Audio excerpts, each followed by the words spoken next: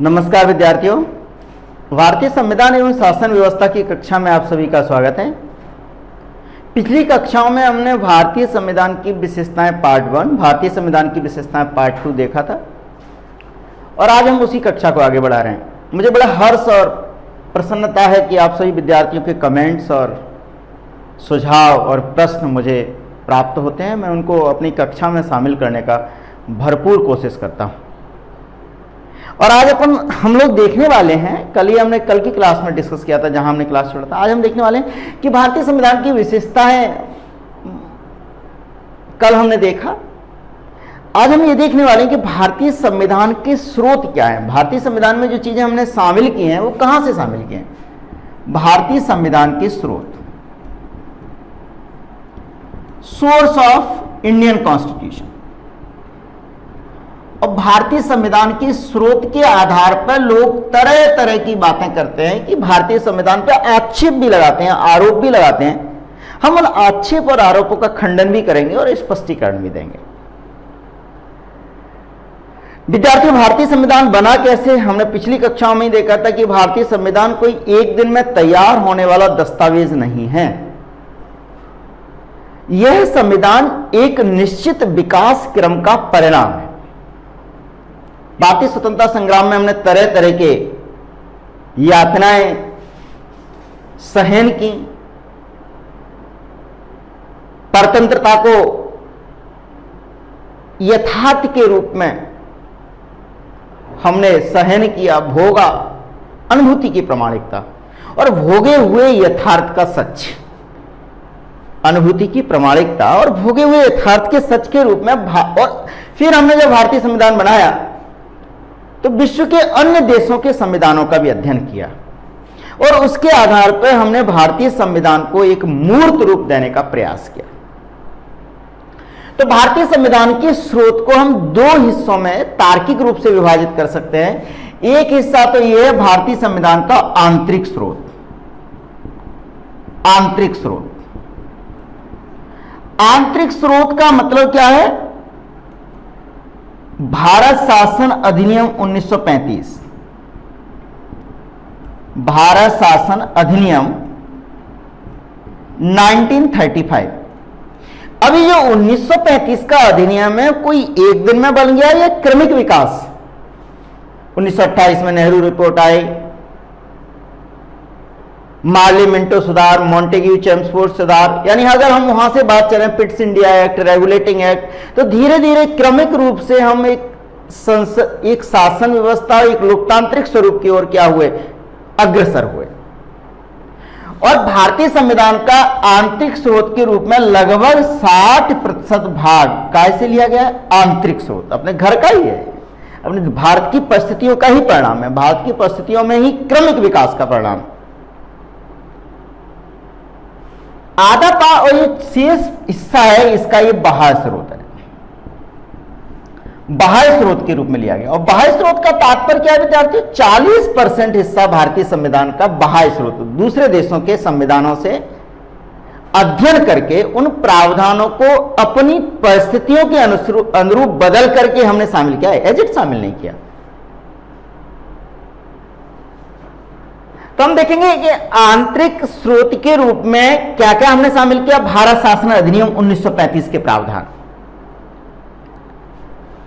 और हमने क्या सोच, राज्यपाल, राज्यपाल ये हमारा आंतरिक स्रोत के रूप में।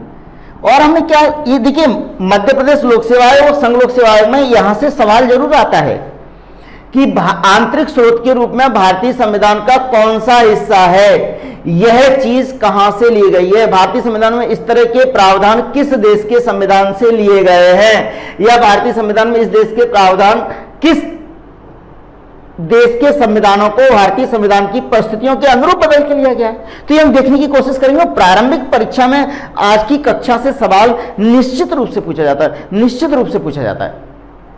तो क्या राज्य त्रिसूची प्रणाली, त्रिसूची प्रणाली, त्रिसूची प्रणाली ये भी अपने आंतरिक स्रोत के रूप में लिया है। और त्रिसूची प्रणाली का तात्पर्य क्या है? तात्पर्य क्या है? 7वीं अनुसूची, 7वीं अनुसूची। और 7वीं अनुसूची आप लोग जानते ही है, संघ सूची, कैसी सूची? संघ सूची, दूसरा समवर्ती सूची, समवर्ती सूची, और तीसरी बात अपन क्या करेंगे बेटा, राज्य सूची। ये जो विषय हैं वो आंतरिक स्रोत के रूप में हमने स्थापित किए।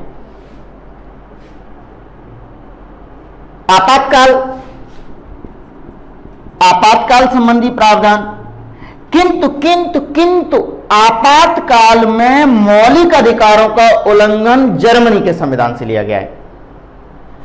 याद रखिए, आपातकाल में मौलिक अधिकारों का निलंबन, काय का निलंबन, मौलिक अधिकारों का निलंबन, ये कहां से लिया गया, आगे देखेंगे हम लोग। ये लिया गया जर्मनी के संविधान से, ये जर्मनी के संविधान से लिया गया है।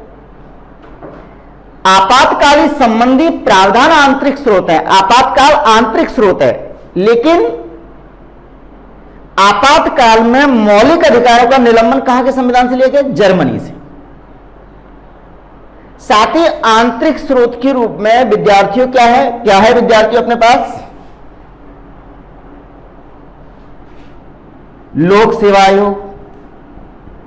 1935 के अधिनियम से लगभग भारतीय संविधान के 200 अनुच्छेद लिए गए।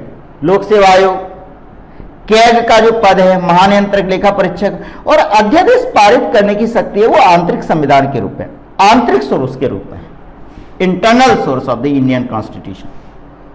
बात समझ रहे हैं? लगभग 60% भाग भारतीय संविधान का एक क्रमिक विकास का परिणाम है। आंतरिक स्रोत का मतलब ये नहीं है कि आज संविधान आज ही बन गया या कल ही बन गया, एक क्रमिक ऑर्डर्ड डेवलपमेंट का परिणाम है। क्योंकि भारत शासन अधिनियम कोई एक दिन में तैयार होने वाला दस्तावेज नहीं था, ये एक क्रमिक विकास का परिणाम था। ये आंतरिक स्रोत के रूप में हमारे संविधान में कुछ प्रावधान सम्मिलित किए गए। बाह्य स्रोत के रूप में हमने विभिन्न देशों के संविधानों का अध्ययन किया। ध्यान दें, विभिन्न देशों के संविधानों का अध्ययन किया, फिर उन प्रावधानों को अपनी परिस्थितियों के अनुरूप बदल करके अपने भारतीय संविधान में सम्मिलित किया, एज इट नहीं ले लिया। और इसमें कहा, ब्रिटेन का संविधान, ब्रिटेन से भी लिया हमने कुछ, यूएसए से भी लिया, जर्मनी से भी लिया, कनाडा से भी लिया, सोवियत संघ से भी लिया, यूएसएसआर से, सोवियत संघ यूएसएसआर से भी लिया, सोवियत संघ से भी हमने लिया, आयरलैंड से भी लिया, आयरलैंड के संविधान से भी कुछ प्रावधान लिए।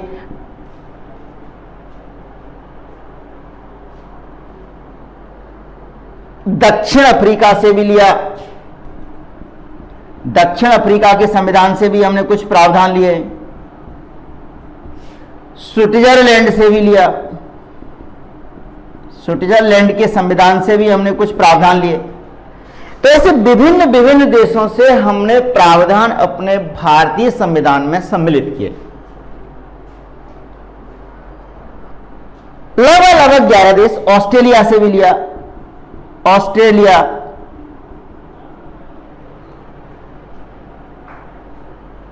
तो ये विभिन्न देशों से जो हमने संविधान शामिल किया है विभिन्न प्रावधान, जापान से भी मतलब लगभग 11 देशों से हमने चीजें सम्मिलित की है। हमें भारतीय संविधान के प्रावधानों के रूप में क्या है, आंतरिक स्रोत प्लस बाह्य स्रोत के रूप में, आंतरिक स्रोत प्लस बाह्य स्रोत के रूप में हमने अपने भारतीय संविधान को बनाने का प्रयास किया।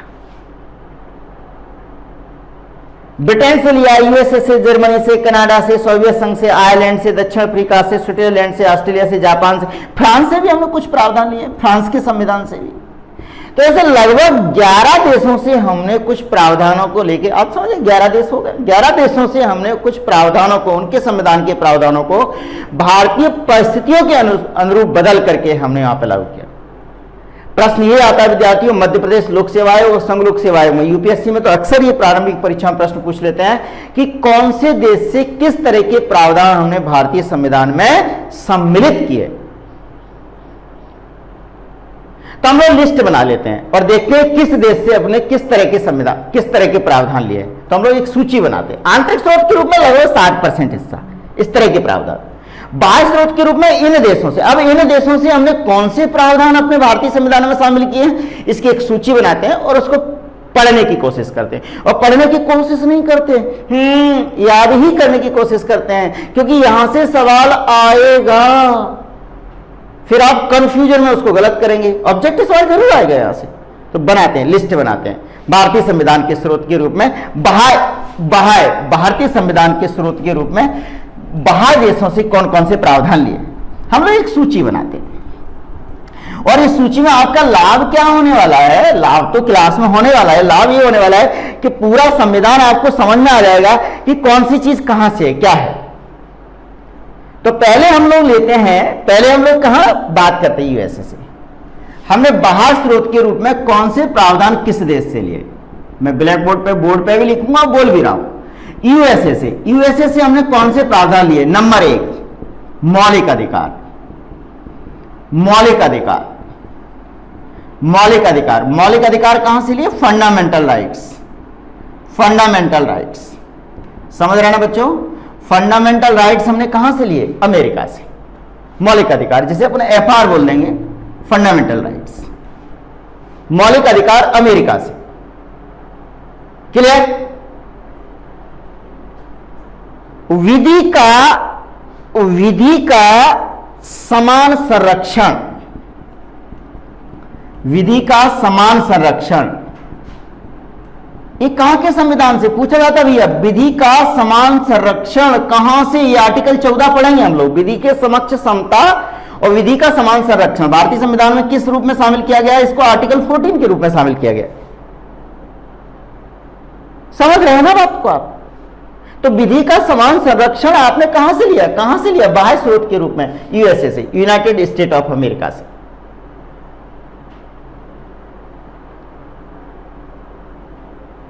समझ रहे हैं या नहीं, ये बाह्य स्रोत के रूप में। मौलिक अधिकार, देखिए अब आपसे सवाल आएगा मौलिक अधिकार कहां से लिए गए, तो आप तुरंत टिक क्या कर देंगे, यूएसए, अमेरिका, संयुक्त राज्य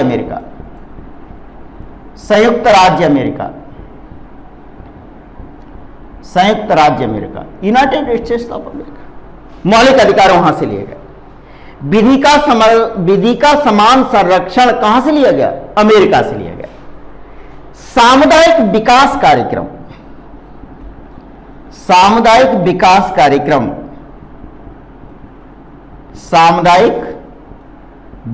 कार्यक्रम की अवधारणा कहां से आई, community development programme, CDP, community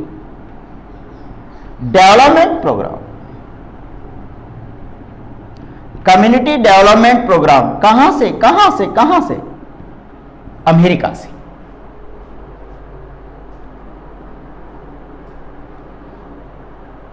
बात समझ पा रहे हैं।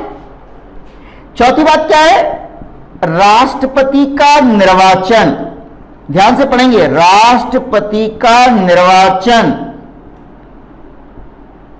एवं महाभियोग, इंपीचमेंट,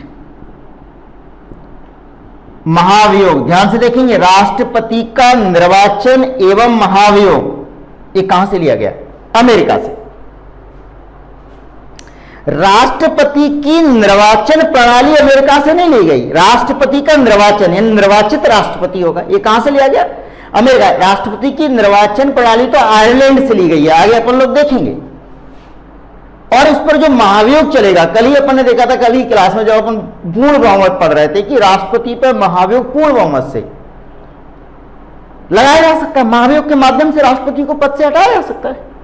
और हटाने का आधार हम लोग देखेंगे भारतीय संविधान में, जब आर्टिकल 61 पढ़ेंगे, संविधान के अतिक्रमण के आधार पर राष्ट्रपति को हटाया जा सकता है, महाभियोग की प्रक्रिया शुरू की जा सकती है। तो राष्ट्रपति का निर्वाचन एवं महाभियोग की प्रक्रिया ये कहां से ली गई, अमेरिका से। और कौन सा, उपराष्ट्रपति का पद,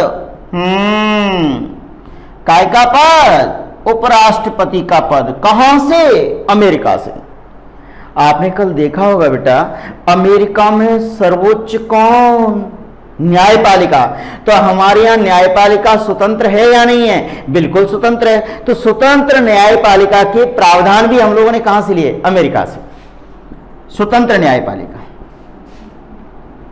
स्वतंत्र न्यायपालिका, स्वतंत्र न्यायपालिका से संबंध में जो प्रावधान हमने लिए हैं वो कहां से लिए हैं? यूनाइटेड स्टेट्स ऑफ अमेरिका से। तो यूएसए के संविधान से हमने इन चीजों को शामिल करने की कोशिश की। और ये चीजें कौन कौन सी हैं भैया? मौलिक अधिकार, विधि का समान संरक्षण, सामुदायिक विकास कार्यक्रम, राष्ट्रपति का निर्वाचन एवं महाभियोग। राष्ट्रपति के निर्वाचन प्रणाली आयरलैंड से, अभी अपन देखने वाले हैं निर्वाचन प्रणाली काय से? आयरलैंड से। उपराष्ट्रपति का पद और स्वतंत्र न्यायपालिका, ये प्रावधान भारतीय संविधान में जो सम्मिलित किए गए हैं वो यूएसए के संविधान से सम्मिलित किए गए। हम आगे देखते हैं ब्रिटेन के संविधान से हम लोगों ने क्या क्या लिया? ब्रिटेन के संविधान से हम लोगों ने क्या क्या लिया? ब्रिटेन के संविधान से जो हम लोगों ने लिया, ब्रिटेन से लिया, क्या लिया ब्रिटेन से? नंबर 2 पे ब्रिटेन से हम लोगों ने क्या लिया? नंबर 1।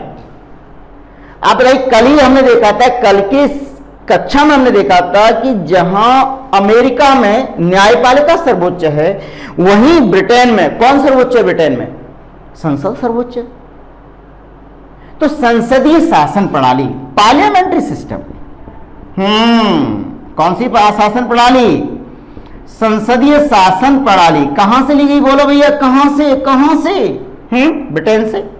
संसदीय शासन प्रणाली, विधि का शासन, याद रखेंगे विधि का शासन। मैं पूछूंगा नहीं बताया तो फिर कहूंगा यही याद कर लो। ऑनलाइन क्लास में तो मैं पीट नहीं सकता ना आप लोगों को। विधि का शासन कहां से लिया गया है? ब्रिटेन से।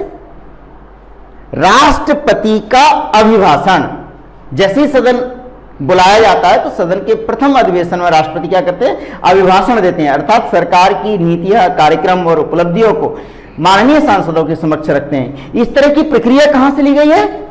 ब्रिटेन से। राष्ट्रपति का अभिभाषण, ध्यान से देना भैया, राष्ट्रपति का अभिभाषण ये कहां से लिया गया है? बोलो, जल्दी बोल दो। ब्रिटेन से, ब्रिटेन के संविधान से। बहुमत प्रणाली के आधार पर जो सरकार बनती है, देखिए चुनाव में होते हैं अपने यहां, क्या होते हैं? बहुमत प्रणाली। और बहुमत प्रणाली में कौन सा? First past the post, first past the post, first past the post system है, ये प्रणाली है। क्या प्रणाली है भैया? ये प्रणाली अत्यंत आसान है, समझने में बड़ी आसान है। मान लीजिए 100 लोगों ने मतदान किया, 15 अभ्यर्थी खड़े हुए, एक अभ्यर्थी को मान लीजिए 20 मत मिल गए और सबसे ज्यादा मत मिल गए उसको, तो वो विजयी घोषित हो जाएगा। समझ रहा है? 100 लोगों में से एक अभ्यर्थी को 20 मिल गए, बाकी किसी को 15, किसी को 10, किसी को 8, किसी को सबसे ज्यादा वोट किसको? 20 इसको मिल गए। अब ये विजयी घोषित हो गया। इस सिस्टम को अपन बोलते हैं फर्स्ट पास्ट द पोस्ट, जिसको ज्यादा मत मिल गए वही विजयी घोषित हो गया। किंतु इस प्रणाली को देखेंगे कि राष्ट्रपति के निर्वाचन में ये प्रणाली उतनी उपयुक्त नहीं है। अपने यहां भी देखेंगे, क्यों देखेंगे? 20 व्यक्तियों ने इसे पक्ष में मत दिया है, लेकिन अल्टीमेटली 80 लोग तो इसके विपरीत हैं। 80 लोगों ने तो इसको मत दिया ही नहीं, तब भी हमने इसको विजयी घोषित कर दिया। इस सिस्टम को अपन बोलते हैं first past the post system. ये बहुमत प्रणाली, first past the post system. और हमने कल देखा था विधि का समान संरक्षण यहां है, तो यहां ब्रिटेन के संविधान में क्या है बेटा? आर्टिकल 14 का विधि के समक्ष समता, विधि के समक्ष समता, ये कहां से लिया? ब्रिटेन से लिया। और ये आर्टिकल 14 के 2 पक्ष हैं संविधान में। आर्टिकल 14 के 2 पक्ष हैं भैया। एक तो विधि का समान संरक्षण, इक्वल प्रोटेक्शन ऑफ लॉ, और इक्वलिटी बिफोर, विधि के समक्ष समता, विधि के समक्ष सब लोग क्या है? समान है। और हम दोनों में समन्वय स्थापित करेंगे। हम भारतीय, जब हम आर्टिकल 14 पढ़ेंगे, दोनों में समन्वय स्थापित करेंगे। और हम क्या करेंगे कि सब विधि के समक्ष सब तो समान है, किंतु कुछ लोगों को विशेषाधिकार है। राष्ट्रपति को, राज्यपाल को, माननीय सांसदों को सत्र के दौरान समान के लिए समान, असमान के लिए असमान व्यवहार हम लोग लागू करने का प्रयास करें। लेकिन विधि के समक्ष समता हमने कहां से लिया? आर्टिकल 14 ब्रिटेन से। और हमने क्या लिया? क्या हमारे यहां मध्य प्रदेश की नागरिकता अलग है, भारत की नागरिकता अलग है? नहीं है, एकल नागरिकता है। तो एकल नागरिकता से संबंधित जो प्रावधान है, कैसे संबंधित प्रावधान है? एकल नागरिकता से संबंधित जो प्रावधान है वो हमने कहां से लिया भैया? ब्रिटेन के संविधान से। सवाल आएगा भैया, सवाल, एकल नागरिकता कहां से ली गई? तो आपका आंसर क्या होगा? जल्दी बताओ। ब्रिटेन। राष्ट्रपति का अभिभाषण कहां से लिया गया? आपका आंसर क्या होगा? ब्रिटेन। विधि का समान संरक्षण कहां से लिया गया? आपका आंसर क्या होगा? अमेरिका। राष्ट्रपति पर महाभियोग कहां से लिया गया? आपका आंसर अमेरिका। आप लोग सब समझ रहे हैं, होशियार बच्चे। तो कुछ हमने ब्रिटेन के संविधान से लिया, कुछ हमने यूएसए के संविधान से लिया। तीसरे नंबर, ऑस्ट्रेलिया से हमने क्या लिया? ऑस्ट्रेलिया से हमने क्या लेने की कोशिश की? ऑस्ट्रेलिया से हमने क्या लिया? हेडिंग लगाइए, ऑस्ट्रेलिया के संविधान से। ऑस्ट्रेलिया, अभी हाल ही में ऑस्ट्रेलिया के प्रधानमंत्री ने माननीय मोदी जी को समोसा का चित्र भेजा था कि हम लोग समोसा खाएंगे आफ्टर कोरोना वायरस। हमारे अच्छे संबंध है। लेकिन ऑस्ट्रेलिया के संविधान से हमने लिया क्या? नंबर 1, समवर्ती सूची। कौन सी सूची? समवर्ती सूची। कौन सी अनुसूची में है? 7वीं अनुसूची में। और समवर्ती सूची में यदि कोई विषय है तो इस पर कानून संघ भी बना सकता है, अर्थात केंद्र सरकार भी बना सकती है, और इस पर कानून राज्य सरकार भी बना सकती है। लेकिन यदि केंद्र और राज्य के द्वारा बनाए गए कानून में कोई विवाद होता है, टकराव होता है, तो केंद्र का कानून प्रभावी होगा। क्योंकि हमने देखा है देश की एकता और अखंडता सुनिश्चित करने के लिए आपदा के समय किसके पास ज्यादा शक्तियां? केंद्र के पास।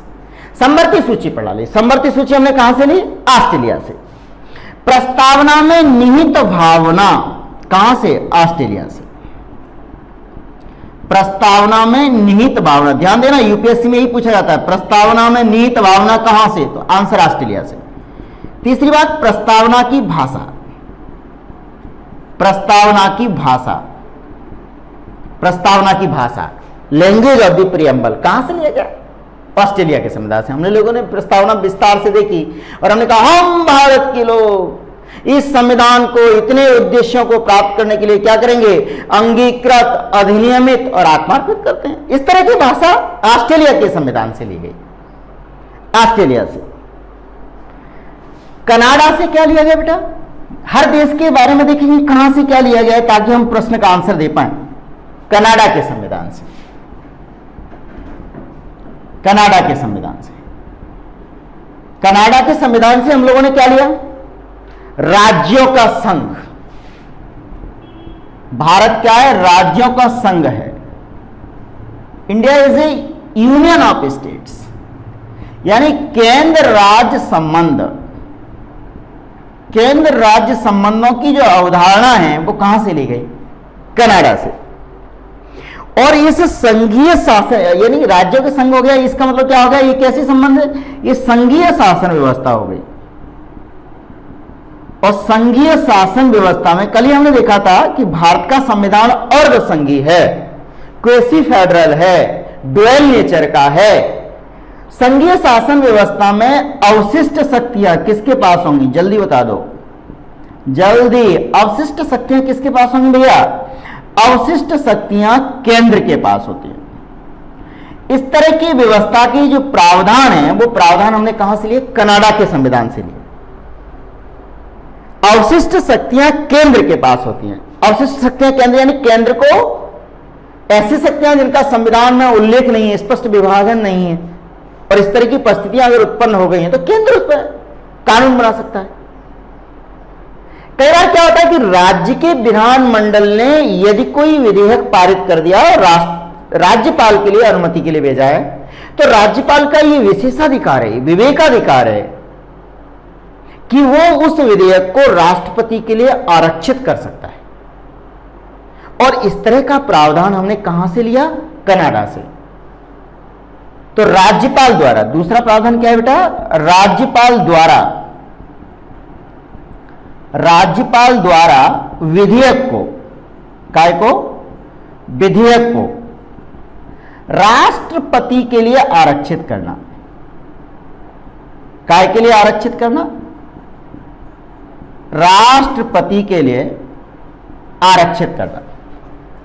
राज्यपाल द्वारा विधेयक को राष्ट्रपति के लिए आरक्षित करना, अर्थात समझ गए, राज्य के विधानमंडल ने कोई विधेयक पारित कर दिया राज्य के विधानमंडल ने, और वो किसको भेज दिया?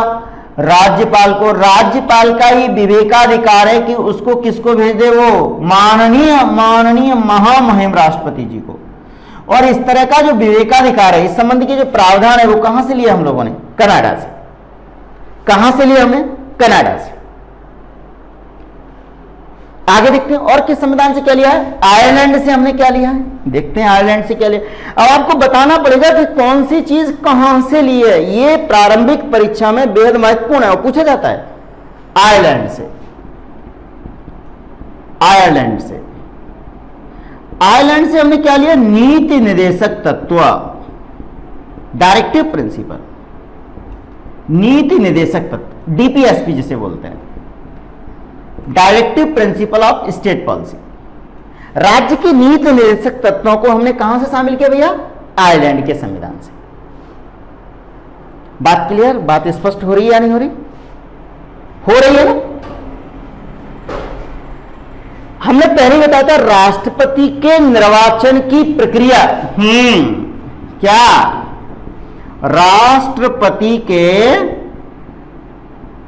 निर्वाचन की प्रक्रिया। काय की प्रक्रिया? निर्वाचन की प्रक्रिया कहां से? आयरलैंड से दोस्तों। आयरलैंड से क्या ले लिया? राष्ट्रपति के निर्वाचन की प्रक्रिया। बात समझ में आ रहा है? निर्वाचन प्रणाली, प्रोसेस। और हम लोग देखेंगे राष्ट्रपति के निर्वाचन की प्रणाली किस आधार पर होता है? एक प्रेफरेंस, वरीयता क्रम में अपन मतदान देते हैं, कोटा प्रणाली तय करते हैं, फिर उसके बाद उसकी प्रथम दौर की गिनती शुरू करते हैं, द्वितीय दौर की गिनती शुरू करते हैं, और देखेंगे ये सब जब हम राष्ट्रपति पढ़ेंगे तब। और राज्यसभा में मनोनयन, राज्यसभा में राष्ट्रपति के द्वारा जो सदस्यों का मनोनयन होता है, राज्यसभा में मनोनयन की प्रक्रिया। मनोनयन समझते हैं? मनोनयन और नॉमिनेशन। अगर राष्ट्रपति जी चाहे मुझे कि प्रोफेसर अंगद ओझा को राज्यसभा का सदस्य बना दिया जाए तो बना सकते हैं। हालांकि वो ऐसा करेंगे नहीं, लेकिन कर सकते हैं। साहित्य, समाज, कला, विज्ञान, साहित्य, समाज, कला और विज्ञान के आधार पर इन क्षेत्रों में विशेष उपलब्धि अर्जित करने वाले व्यक्ति को राज्यसभा में मनोनीत किया जा सकता है। रेखा जी, सचिन तेंदुलकर साहब। सचिन तेंदुलकर जी का मनोनयन हुआ तो उस समय था कि इसमें स्पोर्ट्स तो है ही नहीं, लेकिन उसको कला का ही एक हिस्सा मान लिया। कला है भाई, बैट घुमाते हैं, चौका लगाते हैं, छक्का लगाते हैं, आउट भी हो जाते हैं, शतक लगाते हैं, देश को बड़ी बड़ी गौरवान्वित करने वाली उपलब्धियों से क्रिकेट के क्षेत्र में अवसर प्रदान किया जिससे गौरव प्राप्त हो देश को। तो इसलिए राज्यसभा में जो मनोनयन की प्रक्रिया है वो कहां से लिया गया? आयरलैंड के संविधान से। कहां से लिया गया बेटा? आयरलैंड के संविधान से। अगला संविधान कौन? सोवियत संघ, यूएसएसआर, यानी विघटन से पूर्व जो रूस का संविधान था।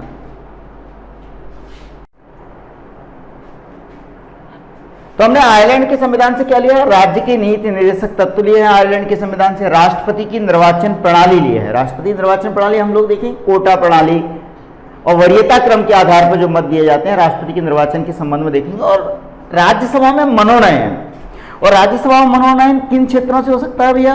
साहित्य से हो सकता है, समाज, और कहां से? कला, और कहां से? विज्ञान। साहित्य, समाज, कला, विज्ञान, इन क्षेत्रों में उत्कृष्ट कार्य करने वाले लोगों का राज्यसभा में मनोनयन किया जा सकता है। ये मनोनयन करता कौन है? माननीय राष्ट्रपति महोदय। अगर राष्ट्रपति महोदय ये चाहें कि प्रोफेसर अंगद ओझा को राज्यसभा में भेज दिया जाए तो भेज सकते हैं। हालांकि वो ऐसा चाहेंगे नहीं, अगर चाहें तो भेज सकते हैं। विज्ञान के क्षेत्र में उत्कृष्ट कार्य करने वाला भाई विज्ञान का प्रोफेसर जा सकता है। तो ये मनोनयन जो लिया है राज्यसभा में, जो मनोनयन की प्रक्रिया ली, साहित्य समाज कला विज्ञान जो मनोनयन की प्रक्रिया ली है, वो मनोनयन की प्रक्रिया कहां से ली है? आयरलैंड के संविधान से ली है। विद्यार्थी सोवियत संघ, सोवियत संघ का मतलब समझ रहे हैं? यूएसएसआर, सोवियत संघ। सोवियत संघ के संविधान से क्या लिया अपन ने? क्या लिया हम लोगों ने? मौलिक कर्तव्य, फंडामेंटल ड्यूटी, मौलिक कर्तव्य लिए, फंडामेंटल ड्यूटी, फंडामेंटल ड्यूटी। ये कहां से लिए हमने? सोवियत संघ के संविधान से लिए। जब स्वतंत्रता संग्राम के बाद 1947 में भारत स्वतंत्र हुआ और 1950 में हमने संविधान को स्वीकार कर लिया, गणतंत्र के रूप में लागू कर लिया। संविधान के कुछ प्रावधान तो हमने 26 नवंबर 1949 को ही स्वीकार कर लिया, अंगीकृत, अधिनियमित और आत्मार्पित कर लिया। उस समय ये नहीं देखा था कि भारत की जनता के कुछ कर्तव्य भी होनी चाहिए देश के प्रति। क्यों नहीं देखा हमने? क्यों नहीं देखा? क्योंकि 1947 के स्वतंत्रता संग्राम में इतना बलिदान देके आए थे, इतना सर्वस्व न्यौछावर करके आए थे, और हमने अपनी शासन व्यवस्था के नए स्वरूप को संवारा था, संजोया था, और भारतीय जनमानस स्वतंत्रता संग्राम के उदात्त मूल्यों से अनुप्राणित था। क्या था? उदात्त मूल्यों से। कितनी संविधान विशेषज्ञों ने बात लिखी, उदात्त मूल्यों से क्या था? अनुप्राणित था। और जब भारतीय जनमानस इन मूल्यों से अनुप्राणित था तो उसको भारतीय स्वतंत्रता संग्राम के मूल्य उसके अंदर समाविष्ट थे। देश के प्रति कर गुजर बलिदान करने की क्षमताएं विद्यमान थी। उस समय ये कहना संविधान में तर्क संगत प्रतीत नहीं होता होगा संविधान निर्माताओं को कि कुछ राज्य जनता के मौलिक कर्तव्यों का भी समावेश किया जाए, किंतु धीरे धीरे देखने लगे कि नहीं, जनता अपने कर्तव्यों से विमुख होने लगी है, कर्तव्य परायणता की भावना में कमजोरी आ रही है। तो सरदार स्वर्ण सिंह समिति की सिफारिश पर सोवियत संघ से प्रेरित होकर के अपने मौलिक कर्तव्यों को समावेश किया, और आर्टिकल 51 का में हमने मौलिक कर्तव्यों को जोड़ा। कहां जोड़ा? आर्टिकल 51 का 51 ए में हमने मौलिक 11 मौलिक कर्तव्य। मेरा फिर आपसे आग्रह, एक बार और आग्रह कर चुका हूं, 11 के 11 मौलिक कर्तव्य एज इट याद कर लेंगे। क्यों? क्योंकि ये इथिक्स के पेपर में भी आपको बहुत उपयोगी सिद्ध होने वाले हैं, बहुत आपकी मदद करने वाले हैं। दूसरा, हमने सोवियत संघ के संविधान से क्या लिया? पंचवर्षीय योजनाएं, 5 ईयर प्लान। पंचवर्षीय योजनाओं की अवधारणा है, पंचवर्षीय योजनाओं की अवधारणा हमने कहां से ले ली बेटा? सोवियत संघ से। और हमने विकास का ऐसा मॉडल तैयार किया कि हर 5 वर्षों के लिए हम लोग योजनाएं बनाते थे। हालांकि वर्तमान संदर्भ में अब हम योजना आयोग को खत्म करके कहां आ गए? वर्तमान की स्थिति अगर देखेंगे हम लोग, वर्तमान संदर्भ में हम लोग नीति आयोग, भारत सरकार ने योजना आयोग को समाप्त करके नीति आयोग के माध्यम से national institute for transforming India, NITI Aayog, आप लोग सब जानते ही हैं, बहुत ही योग्य विद्यार्थी हैं। नीति आयोग के माध्यम से हम विकास का मॉडल अपनाएंगे, हम विकास के लक्ष्यों को हासिल करेंगे। नीति आयोग में यद्यपि वर्तमान संदर्भ में नीति आयोग में पंचवर्षीय योजनाएं नहीं है, लेकिन नीति आयोग में क्या है? 15 वर्षीय विजन है। 15 वर्षीय विजन है। विजन का मतलब दृष्टिकोण है। 15 वर्षीय विजन है। हम लोग विजन, जो दृष्टिकोण तैयार करेंगे वो 15 साल के लिए करेंगे। 7 वर्षीय रणनीति, 7 ईयर स्ट्रेटेजी, उस विजन को प्राप्त करने के लिए हर 7 साल में हम लोग रणनीति पे विचार कर, रणनीति बनाएंगे 7 साल के लिए। और आप समझ ही पा रहे होंगे फिर 3 वर्षीय, कितने वर्षीय है? 3 वर्षीय क्या है भैया? कार्य एजेंडा है, एक्शन एजेंडा। हर 3-3 साल के लिए हम लोग अपना एक्शन एजेंडा तैयार करेंगे। क्या तैयार करेंगे? एक्शन एजेंडा, कार्य एजेंडा तैयार करेंगे। तो पंचवर्षीय योजनाएं यद्यपि हमने सोवियत संघ से ली, लेकिन नीति आयोग की अवधारणा में क्या किया हम लोगों ने? नीति आयोग की अवधारणा में क्या किया है? वर्तमान संदर्भ में 12वीं पंचवर्षीय योजना के बाद जो भारत में अभी विकास प्रक्रिया है, वो विकास प्रक्रिया, योजना निर्माण की जो प्रक्रिया है वो किसके ऊपर है? NITI Aayog, national institute for transforming India.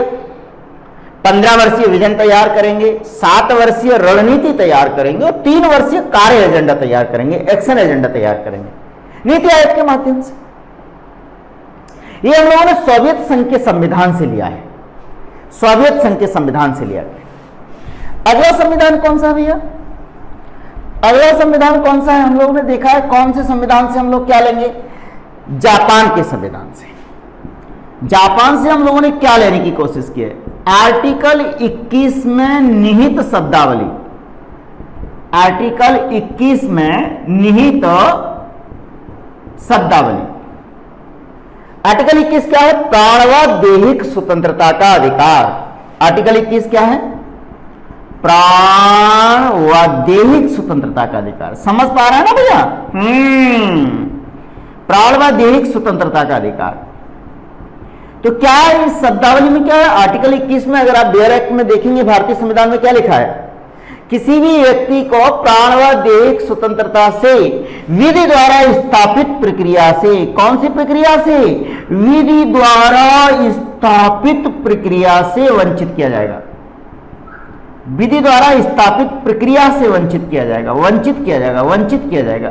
ऐसे ही नहीं कि किसी को भी चाहे कि जाओ तुम्हारा इस दुनिया में कोई काम नहीं है, विधि द्वारा दी, लॉ एस्टैब्लिश्ड, एस्टैब्लिश्ड जो लॉ है, विधि द्वारा जो स्थापित प्रक्रिया है, the process established by the law, उसी से वंचित किया जाएगा। और ये जो शब्दावली हमने ली है वो आर्टिकल 21 में, वो कहां से लिए? किस देश के संविधान से लिए? जापान के संविधान से। हम देखेंगे जापान के संविधान से तो ले लिया, लेकिन उसको एजिट स्वीकार नहीं किया है। हमने इस आर्टिकल 21 का समय समय पर सुप्रीम कोर्ट व्याख्या करता है और इसको एक्सटेंड भी कर लिया है। हमने देखा भी कि जब मौलिक अधिकार पढ़ेंगे तो स्वच्छ पेयजल का अधिकार, गरिमामय, यानी आर्टिकल 21 को केवल हमने प्राण व दैहिक स्वतंत्रता तक सीमित नहीं रखा है, बल्कि हमने इसको कहां कर दिया भैया? गरिमामय जीवन का अधिकार। काय का अधिकार भैया? गरिमामय जीवन जीने का अधिकार। गरिमामय जीवन, कैसा जीवन? गरिमामय, डिग्निफाई लाइफ। केवल सांसें चलें वो जीवन नहीं है, जीवन की मूलभूत आवश्यकताएं पूरी हों, साथ साथ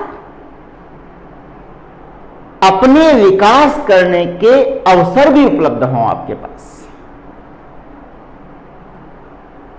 इस तरह की गरिमा में जीवन जीने का जो अधिकार है, गरिमा, वो आर्टिकल 21 में, 21 का एक्सटेंशन। लेकिन आर्टिकल 21 में जो शब्दावली है वो कहां से लिया? अपने जापान से लिया भैया, जापान से लिया। फ्रांस, अगला क्या है? फ्रांस के संविधान से हम लोगों ने क्या लिया है? गणतांत्रिक व्यवस्था। फ्रांस के संविधान से क्या लिया है हमने? गणतांत्रिक व्यवस्था। फ्रांस के संविधान से लिया हमने गणतंत्र, रिपब्लिक। और रिपब्लिक का मतलब आप लोग जानते ही हैं, मतलब क्या है? राष्ट्र का प्रमुख, राष्ट्र का प्रमुख क्या होगा भैया? निर्वाचित होगा। कैसा होगा? निर्वाचित होगा राष्ट्र का प्रमुख। यह वंशानुगत नहीं होगा। जो राष्ट्रपति होंगे अपने देश में, जिसको राष्ट्रपति बोलेंगे, वो कौन होंगे? निर्वाचित होंगे। अर्थात राजा का बेटा राजा नहीं बनेगा, राजा वही बनेगा जिसके अंदर क्षमता विद्यमान है और जिसको देश की जनता स्वीकार करे। बात एकदम क्लियर है, स्पष्ट है। और ये गणतंत्र की जो व्यवस्था है हमने किसके संविधान से ली? फ्रांस के संविधान से हमने लेने का प्रयास किया, रिपब्लिक। और हमने प्रस्तावना भी कहा, हम भारत के लोग भारत के एक संपूर्ण प्रभुत्व संपन्न समाजवादी पंथ निरपेक्ष लोकतंत्रात्मक गणराज्य बनाने के लिए, रिपब्लिक ऑफ इंडिया। वंशानुगत नहीं कि राजा, उसका बेटा राजा, कौन? जिसके अंदर क्षमताएं विद्यमान होंगी, जिसको देश की जनता स्वीकार करे, निर्वाचित करे। ये हमने फ्रांस के संविधान से लिया है। गणतंत्र की व्यवस्था हमने कहां से लिया? फ्रांस के संविधान से लिया है। फ्रांस के संविधान से हमने लेने का प्रयास किया है गणतांत्रिक व्यवस्था, रिपब्लिक। फ्रांस के संविधान से लिया है। जर्मनी के संविधान से, जर्मनी के संविधान से क्या लिया भैया हमने? आप लोग समझ, याद रखना है, प्रारंभिक परीक्षा में से सवाल, आपातकाल के दौरान मौलिक अधिकारों का निलंबन। जब लोग मौलिक अधिकारों का निलंबन, आपातकाल के दौरान, ड्यूरिंग द इमरजेंसी, आपातकाल हमने अपने यहां कहां लगता है? आर्टिकल 352, 356, 360। उस दौरान जब आप मौलिक अधिकारों का निलंबन करेंगे, मौलिक अधिकारों का निलंबन करेंगे, वो निलंबन का अधिकार कहां से लिया है? जर्मनी से लिया है। आपातकाल के दौरान समझ रहे ना बात को? मौलिक अधिकार नहीं लिए हैं, मौलिक अधिकार जर्मनी से नहीं लिए, दोनों में अंतर समझिएगा। मौलिक अधिकार जर्मनी से नहीं लिए हैं, मौलिक अधिकारों का सस्पेंशन होगा, यानी मौलिक अधिकार किसी व्यक्ति के नहीं रहेंगे, नागरिक के नहीं रहेंगे। कब नहीं रहेंगे? जब आपातकाल होगा। और ये निलंबन की प्रोसेस कहां से लिए? जर्मनी से लिए, एकदम क्लियर।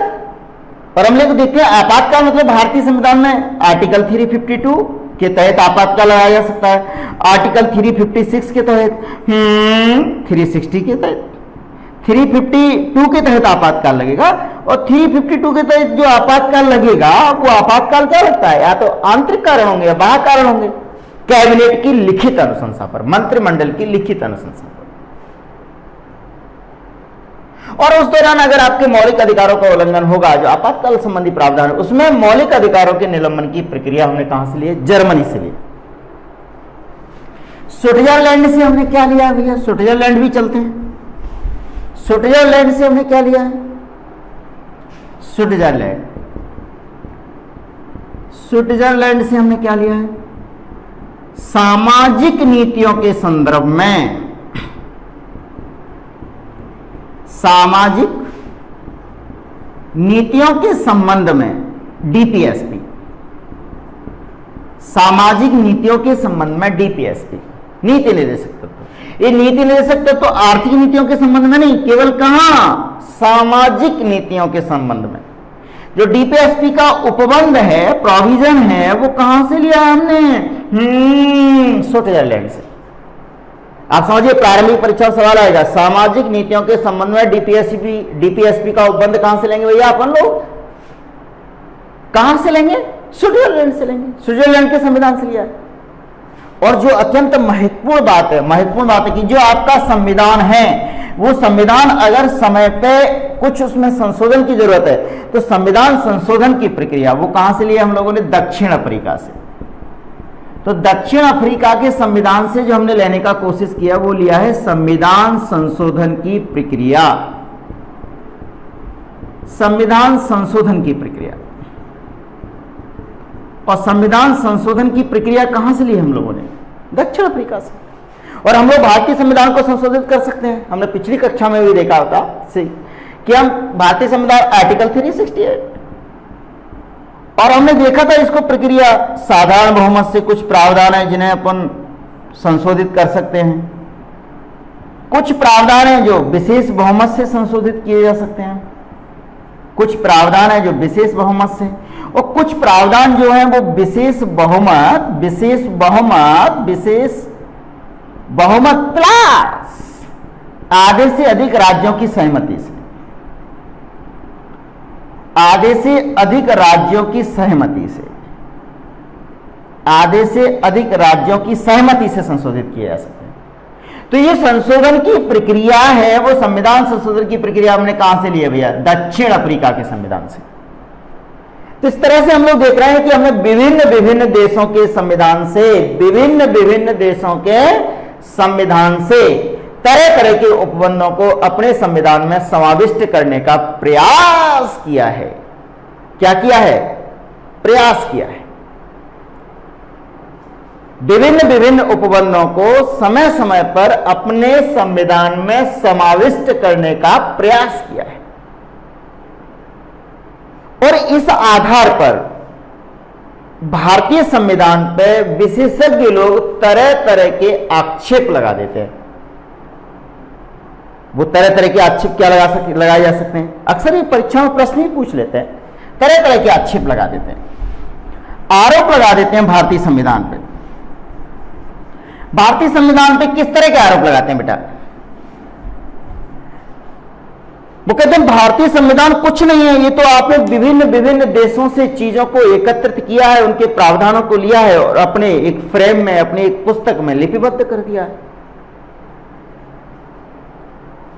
प्रथम दृष्टया तो लगता है, अगर हम विश्लेषण ना करें, प्रथम दृष्टया तो लगता है ये बात ठीक कह रहे हैं,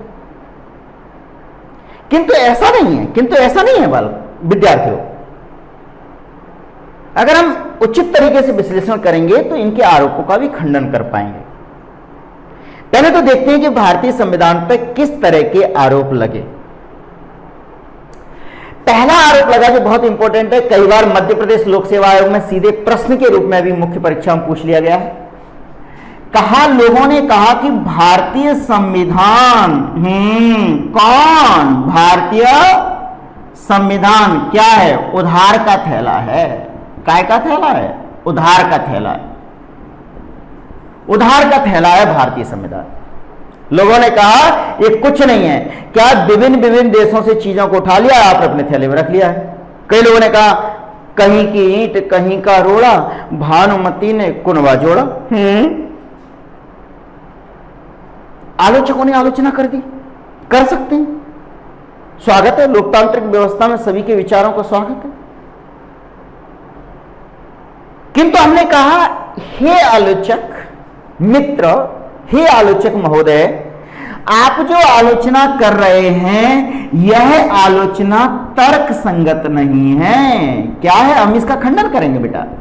यह आलोचना तर्क संगत नहीं है। हे आलोचक, यह आलोचना उचित नहीं है। आलोचना क्यों? मैंने कहा आदरणीय, पहले आप इस संविधान का अध्ययन करो। और अभी हमने देखा कि संविधान को, भारतीय संविधान के दो स्रोत, आंतरिक स्रोत, आंतरिक स्रोत को तो आप उधार का थैला नहीं कहेंगे ना। और आंतरिक स्रोत के रूप में कितना है भारतीय संविधान? 60%। भारतीय शासन अधिनियम, भारत शासन अधिनियम 1935 इसी का प्रावधान है। लगभग अधिनियम 1935, लगभग 200 अनुच्छेद इसी से लिए गए 1935 से। तो हमने कहा आलोचक सुनो भैया, भारत की शासन अधिनियम 1935 से हमने 60% भाग लिया है, 60% पार्ट लिया है। तो लोगों ने कहा 40% तो बाह्य स्रोत से लिया है ना, तो इसीलिए उधार का थैला है। हमने कहा ना, गंदी बात। ये जो 40% हमने बाह्य स्रोत से जो लिया है, इसको भी हमने एजिट यानी जैसा का तैसा स्वीकार नहीं किया है, भारतीय परिस्थितियों में परिवर्तित करके, भारतीय परिस्थितियों के अनुरूप उसमें परिवर्तन करके हमने स्वीकार किया है। फॉर एग्जाम्पल, जैसे मोमोज आप लोग खाते, मोमोज कहां? पूर्वोत्तर राज्यों में। अब मोमोज मध्य प्रदेश में खाएंगे, इंदौर में खाएंगे, जबलपुर में खाएंगे, ग्वालियर में खाएंगे, तो उसको क्या कर लेते हैं? तीखा भी बना लेते हैं, उसको फ्राई भी कर लेते हैं। इसका मतलब क्या है? हमने उसको अपने स्वादानुसार परिवर्तित कर लिया ना, तो उधार का थैला नहीं रहा। यानी इस बाह्य स्रोत के रूप में आपने जो विभिन्न देशों से संविधान स्थापित किया है, विभिन्न देशों के संविधान से जो प्रावधान आपने लिए हैं, उनको भारतीय परिस्थितियों के अनुरूप, यानी भारतीय परिस्थितियों के अनुरूप, भारतीय परिस्थितियों के अनुरूप परिवर्तित करके,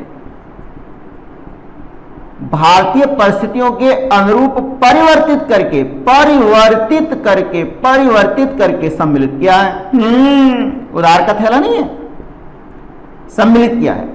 आलोचक ने कहा ये मोमोज से काम नहीं चलेगा, हमको उदाहरण दो। तो हम कहेंगे सुनो भाई, सुनो। हमने ब्रिटेन के संविधान से क्या लिया? ब्रिटेन के संविधान से क्या लिया? संसदीय व्यवस्था हमने स्वीकार ली। क्या हमने उस संसदीय व्यवस्था को ब्रिटेन के संविधान से जो संसदीय व्यवस्था ली है, क्या हमने उसको एजिट स्वीकार किया है, जैसा का तैसा स्वीकार किया है? ब्रिटेन में अगर संसद सर्वोच्च है, संसदीय व्यवस्था को तो हमने लिया है ब्रिटेन के संविधान से, किंतु हमने संसद को सर्वोच्च नहीं माना। संसद को सर्वोच्च नहीं माना बेटा। आप इसका आंसर कैसे लिखेंगे? हमने संसद को सर्वोच्च नहीं माना। किसको सर्वोच्च माना? जनता को सर्वोच्च। किसको माना? संविधान को सर्वोच्च माना। और संविधान किसने बनाया? संविधान को सर्वोच्च माना, सर्वोच्च माना। और संविधान को किसने बनाया? जनता ने माना, जनता ने बनाया, अर्थात हमने जनता को सर्वोच्च माना। बात समझ गए? समझ गए? स्पष्ट हो गया? स्पष्ट हो गया? ब्रिटेन से हमने संसदीय व्यवस्था को तो स्वीकार किया, लेकिन इसमें परिवर्तन क्या किए? हमने संसद को सर्वोच्च नहीं माना, हमने जनता को सर्वोच्च माना, अर्थात भारतीय संविधान को सर्वोच्च माना। और संविधान किसने बनाया? जनता ने। प्लस प्लस जो राष्ट्र का जो प्रमुख है ब्रिटेन में कैसा होता है, जरा बताइए आप लोग। ब्रिटेन में होता है राष्ट्र का प्रमुख क्या? वंशानुगत। कैसा होता है ब्रिटेन में? वंशानुगत। महारानी एलिजाबेथ प्रथम, महारानी एलिजाबेथ द्वितीय, राजशाही। किंतु भारत में हमने इसको वंशानुगत न मानते हुए भारत के संदर्भ में हमने किसको माना? निर्वाचित। बोले हमारे यहां राष्ट्रपति निर्वाचित होगा। क्या होगा भैया? राष्ट्रपति निर्वाचित होगा। बात समझ रहे हैं? यानी ब्रिटेन की संविधान से जो लिए गए प्रावधान हैं, उन प्रावधानों को हमने मूल रूप में स्वीकार नहीं किया है, उनको भारतीय परिस्थितियों के अनुरूप परिवर्तित करके स्वीकार किया है। आलोचक मित्र ने कहा ऐसी बात है? मैंने कहा पढ़िए आप संविधान। दूसरा क्या है? यूएसए के संविधान से, अमेरिका के संविधान की बात करें, हमने यहां से राष्ट्रपति का पद तो ले लिया, राष्ट्रपति का पद तो हमने स्वीकार कर लिया, लेकिन इसकी निर्वाचन प्रणाली भी, कौन सी प्रणाली? निर्वाचन प्रणाली हमने प्रत्यक्ष नहीं रखी। यूएसए में कैसी है बेटा? यूएसए में इसकी निर्वाचन प्रणाली प्रत्यक्ष है, और हमने कैसी रख ली? अप्रत्यक्ष। यानी जनता अप्रत्यक्ष प्रणाली कहां पे भैया? भारत में। हमने राष्ट्रपति का पद तो यूएसए से ले लिया, अमेरिका से ले लिया, किंतु निर्वाचन प्रणाली है वो अमेरिका में कैसी है? प्रत्यक्ष है, डायरेक्ट है, डायरेक्ट है। राष्ट्रपति का निर्वाचन अमेरिका में कैसे होता है? प्रत्यक्ष। लेकिन हमारे यहां कौन? जनता के द्वारा चुने हुए प्रतिनिधि, अर्थात लोकसभा के सदस्य, राज्यसभा के सदस्य, विधानसभा के सदस्य, ये राष्ट्रपति के निर्वाचन में भाग लेते हैं। अप्रत्यक्ष निर्वाचन प्रणाली। दूसरा हमने यूएसए से न्यायपालिका, यूएसए से दूसरा हमने यूएसए से न्यायपालिका की, यूएसए से स्वतंत्र न्यायपालिका तो ले ली, न्यायपालिका तो ले ली, स्वतंत्र न्यायपालिका तो ले ली, न्यायपालिका तो ले ली, लेकिन न्यायपालिका की स्वतंत्रता को हमने ले लिया, लेकिन हमने इसको सर्वोच्च नहीं माना। सर्वोच्च हमारे यहां कौन है? सर्वोच्च हमारे यहां संविधान, अर्थात सर्वोच्च हमारे यहां कौन है भैया? सर्वोच्च हमारे यहां जनता। ये कहां? संविधान सर्वोच्च है, तो संविधान के माध्यम से सर्वोच्च कौन है बेटा? जनता। भारत के संदर्भ में मेरी बात आप समझ रहे हैं या नहीं समझ रहे? भारतीय संविधान को उदार का थैला कहने वालों, भारतीय संविधान को उदार का थैला कहने वालों, यह स्वीकार करो कि भारत का संविधान उदार का थैला नहीं है। आंतरिक स्रोत के रूप में 60% हिस्सा है, जो बाह्य स्रोत के रूप में 40% हिस्सा है, वो क्या है? वो भी हमने मूलतः उनके संविधान में जैसा लिखा है वो स्वीकार नहीं किया है, उसका हमने अध्ययन किया है, और भारतीय जनमानस की आकांक्षाओं की पूर्ति के लिए उन प्रावधानों को परिवर्तित करके भारत के जो उद्देश्य हैं उनको प्राप्त करने का प्रयास किया है। तो इस आधार पर हम इस बात का खंडन कर सकते हैं कि भारत का संविधान उधार का थैला है। अब लोगों ने कहा अच्छा इसका खंडन कर दिया, अब हमारे पास दूसरा आरोप है। हमने कहा बताओ भैया, ये आरोप का मतलब ये सवाल है। बोले दूसरा आरोप है हमारे पास। दूसरा आरोप क्या है आपके पास भैया? बताइए। दूसरा आरोप यह है कि भैया, अब उनकी बात नहीं मानी तो उनका आरोप यह है कि भारत का संविधान लंबा है, भारत का संविधान लंबा है, बड़ा है, जटिल है, लंबा है, जटिल है। हमने कहा लंबाई कहां तक है इसकी? क्या कश्मीर से कन्याकुमारी तक लंबा है भारत का संविधान? नहीं नहीं, बहुत बड़ी किताब है, हम पढ़ नहीं पाते। अब जिसका पढ़ने का मन नहीं है वो तो छोटी किताब भी नहीं पढ़ पाएगा। जैसे कि हम लोग करते हैं पीएससी की तैयारी, 90 डिग्री से बैठते हैं पढ़ने के लिए। आजकल आप लोग लॉकडाउन के दौरान 90 डिग्री पे बैठ रहे होंगे पलंग पे पढ़ने के लिए, और 90 से फिर 120 हो जाएंगे। ऐसे बैठे ना 90 बैठे, किताब सामने रखी है, तकिया रखा है, मम्मी ने चाय भी बना के दे दी है। अब 90 से फिर क्या हो जाएंगे, 120 डिग्री पे थोड़ी देर में हो जाएंगे, और थोड़ी देर बाद 180 हो जाएंगे, किताब मुंह पे सोने लगेंगे। पढ़ने का मन नहीं है तो यही तो होगा। लेकिन नहीं, आलोचकों ने कहा कि भारतीय संविधान लंबा है, इसमें बहुत प्रावधान है। हमने कहा हे आलोचक महोदय, आपकी बात ठीक है, इसमें अनुच्छेद ज्यादा है, 395 मूल रूप में, मूल संविधान में अनुच्छेद है 395, लेकिन इसका कारण समझिए आप क्या है। हमने भारत के संविधान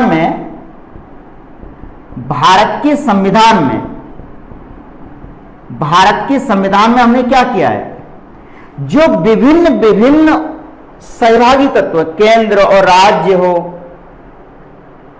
स्वतंत्र निकाय हो, स्वतंत्र संस्थाएं हो, उनके प्रावधानों को क्या किया है, स्पष्ट रूप से लिपिबद्ध किया है। स्पष्ट रूप से क्या किया है भैया, लिपिबद्ध किया है, स्पष्ट रूप से लिपिबद्ध किया है। कोई भी हमें ये नहीं, ताकि भविष्य में किसी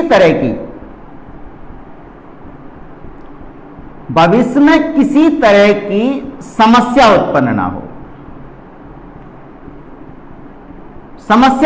ना हो, कोई विवाद उत्पन्न ना हो। ये नहीं कहे कि इस मुद्दे पर भारतीय संविधान में कुछ कहा नहीं गया है, तुम्हारे अधिकार क्या होंगे, मेरे अधिकार क्या होंगे, इस संबंध में भारतीय संविधान में कुछ। तो भारतीय संविधान निर्माताओं ने प्रयास किया है कि हम इन प्रावधानों को विधायिका की इच्छा पर नहीं छोड़ें। कहां नहीं छोड़ें, बोले ये विधायिका की इच्छा को सीमित किया है। विधायिका की इच्छा कह लीजिए, विधायिका की शक्ति को सीमित करने का प्रयास किया है। क्यों प्रयास किया है सीमित करने का, किसके संदर्भ में, बोले न्यायपालिका की स्वतंत्रता है। ठीक है भैया। और क्या, जैसे यूपीएससी, संघ लोक सेवा आयोग, मध्य प्रदेश लोक सेवा आयोग। अब ये प्रावधान कहां है, ये संविधान में अंकित है या किसी सरकार के एक आदेश से बना है यूपीएससी? संविधान में लिखा है, स्वतंत्र न्यायपालिका है, स्वतंत्र कैग का पद है, लिखा है ना संविधान में। अगर संविधान में नहीं लिखा होता तो हो सकता है हमारी विधायिका इनको खत्म कर देती। तो इस तरह की भविष्य में कोई समस्याएं उत्पन्न ना हो जिनसे नागरिकों के अधिकार बाधित हों या भारतीय संविधान की जो उद्देश्य है वो उनकी प्रतिपूर्ति नहीं हो पाए, इसलिए अधिकतम प्रावधानों को भारतीय संविधान में लिखने का, स्पष्ट रूप से लिपिबद्ध करने का प्रयास किया है। और जब हम कोई बात स्पष्ट रूप से लिखेंगे, डिटेल में लिखेंगे, विस्तार से लिखेंगे, ताकि भविष्य में कोई समस्या उत्पन्न ना हो, तो क्या होगा, लंबाई बढ़ जाएगी, लेकिन भविष्य की समस्याओं का निराकरण भी हो जाएगा। बात समझ रहे हैं ना। जैसे मान लीजिए हमारे आपके बीच में एग्रीमेंट होता है, एक मकान मालिक और किराएदार के बीच में भी एग्रीमेंट होता है, तो एग्रीमेंट में समस्त प्रावधान लिख देते हैं। अगर सीधी सी बात है, अगर पहले क्या होता है, ये प्रावधान लिखने की आवश्यकता क्यों पड़ी किराएनामे में, क्योंकि पहले तो ये भैया ये कमरा है, आप रह लीजिए यहाँ पे। अब भविष्य में समस्या होती थी, तुम रात को 11 बजे के बाद आते हो, तुम खाना घर पे बनाते हो, तुम लाइट खुली छोड़ देते हो, तो इस तरह की चीजें नहीं लिखी थी ना। तो मकान मालिक और किराएदार में क्या होता था बेटा, विवाद। अब उस विवाद के निराकरण के लिए वकील साहब क्या करते हैं, पूरे किराएनामे के 25 से 30 बिंदु स्पष्ट रूप से अंकित कर देते हैं, भैया पढ़ लो दोनों, अगर दोनों पक्ष सहमत हैं तो हस्ताक्षर कर दो। तो इस तरह से वो प्रावधानों को स्पष्ट रूप देने के लिए, स्पष्ट रूप से लिपिबद्ध करने के लिए भारतीय संविधान की लंबाई थोड़ी बढ़ गई है, अनुच्छेदों की संख्या बढ़ गई है, किंतु इसका तात्पर्य ये नहीं है कि निरर्थक रूप से लंबा है। और भारतीय संविधान के प्रावधानों को स्पष्ट रूप से लिपिबद्ध किया है ताकि भविष्य में कोई समस्या ना हो। क्यों, क्योंकि विधायिका ये नहीं चाहे कि न्यायपालिका को ही खत्म कर दे, इसलिए न्यायपालिका की स्वतंत्रता है। यूपीएससी को ही खत्म कर दे विधायिका, और क्या कोई खत्म कर दे विधायिका, ये नहीं कर सकती। विधायिका ऐसे नहीं कि मौलिक अधिकारों को ही खत्म कर दे, बोलो बोलो बोलो, और कल से विधायिका कह दे कि किसी भी व्यक्ति के कोई अधिकार नहीं, किसी भी नागरिकों की कोई अधिकार नहीं। तो इन प्रावधानों को स्पष्ट रूप से अंकित करने के लिए थोड़ी संविधान की लंबाई बढ़ गई। तो हमने कहा हे आलोचक, आपकी ये आलोचना भी तर्क संगत नहीं है, तर्क संगत नहीं है। बोले जटिल है, बोले हमने कहा जटिल नहीं है भैया, संविधान की भाषा कानूनी भाषा है। कौन सी भाषा है? कठिन भाषा नहीं है, कानूनी भाषा है। इसलिए कानूनी भाषा है तो थोड़ी कठिनाई समझने में हो सकती है, लेकिन कानूनी भाषा होने के नाते इसको जटिल की संज्ञा देना उचित नहीं है। तो इस आधार पर हम इस आलोचना का भी खंडन कर सकते हैं कि भारत का संविधान लंबा और जटिल है। लंबाई इसलिए, जटिलता नहीं है, कानूनी भाषा है।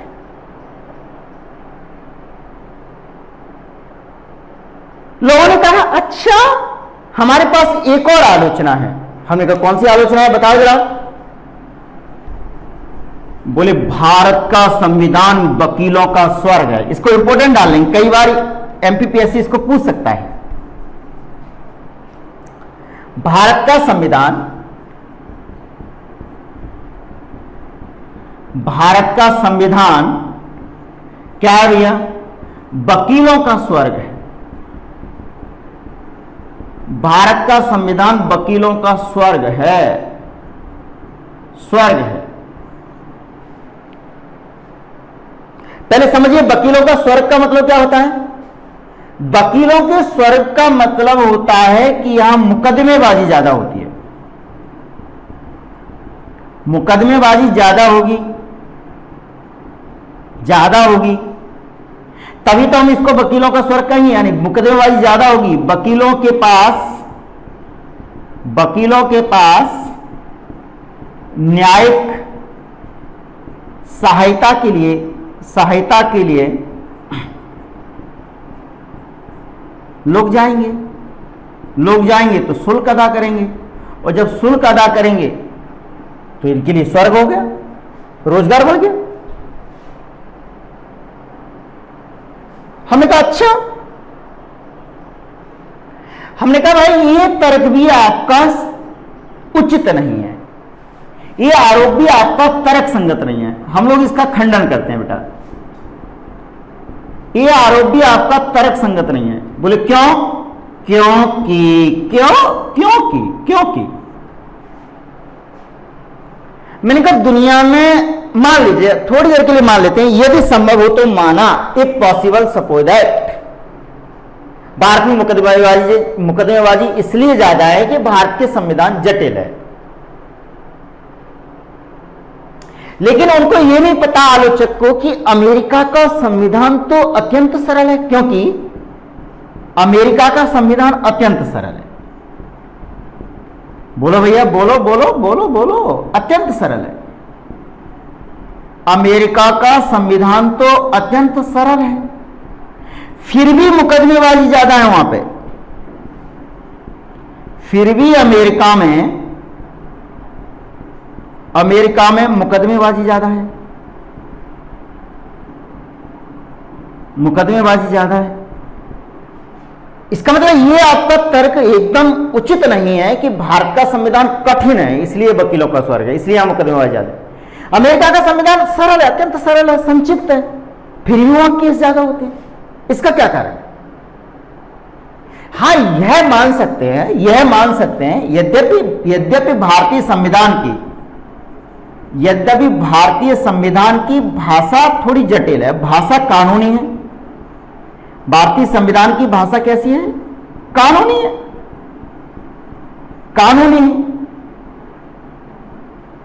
भाषा कानूनी है, और भाषा कानूनी होने के कारण क्या हो गई है? कानूनी होने के कारण क्या हो गई है? सामान्य व्यक्ति के समझने में कठिनाई है, सामान्य व्यक्ति के समझने में कठिनाई है, समझने में कठिनाई है, कठिनाई आती है। बात क्लियर?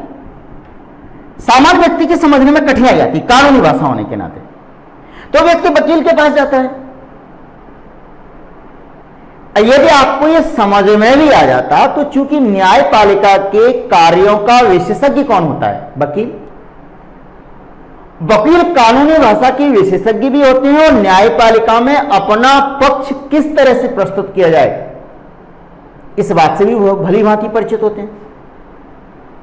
तो जब हम विधिक सहायता लेने जाएंगे, लीगल एडवाइस लेने जाएंगे, तो वकील के पास ही जाएंगे ना।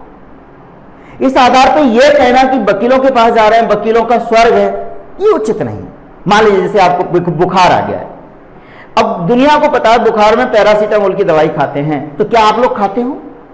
सीधे डॉक्टर के पास जाते, डॉक्टर साहब बुखार आ गया, चेक कर लो हमको। अब बुखार कोई बीमारी नहीं है, बुखार एक लक्षण है कि आपका शरीर असामान्य रूप से कार्य कर रहा है। There is some abnormality in your body, fever is the indication of that abnormality. मैं अंग्रेजी इसलिए बोल रहा हूं ताकि आपको लगे मुझे अंग्रेजी भी आती है। Fever is the indication of abnormality in your body. तो क्या हम फीवर की पैरासीटामोल खाएंगे या किसी चिकित्सक के पास जाएंगे? बोलो ना भाई, डॉक्टर के पास ही जाएंगे ना। ठीक इसी तरह से भाषा कानूनी है संविधान की, तो सामान्य व्यक्ति को समझने में कठिनाई आ सकती है। हम लोग समझ रहे हैं, हम लोग यूपीएससी की तैयारी कर रहे हैं, यूपीएससी तैयारी कर रहे हैं तो समझ रहे हैं, लेकिन वकीलों का काम क्या है? वकील अपने कार्य के विशेषज्ञ होते हैं। वकील न्यायिक कार्यों के विशेषज्ञ होते हैं। न्यायिक कार्यों के क्या होते हैं? विशेषज्ञ होते हैं। न्यायिक कार्यों के विशेषज्ञ होते हैं, इसलिए विधिक सहायता उनसे ली जा सकती है। इसलिए विधिक सहायता ली जाती है। विधिक सहायता ली जाती है। लीगल एडवाइस, विधिक सहायता का मतलब क्या होगा? Legal advice. लीगल तरीके से हम उनसे सहायता ले सकते हैं। और इस आधार पे यदि भाषा सरल भी होती, जैसे कि अमेरिका में है, तो वहां भी तो मुकदमे हो रहे हैं ना। अब सरल भाषा इसलिए कानूनी भाषा है, एक कानूनों का दस्तावेज है, प्रलेख है।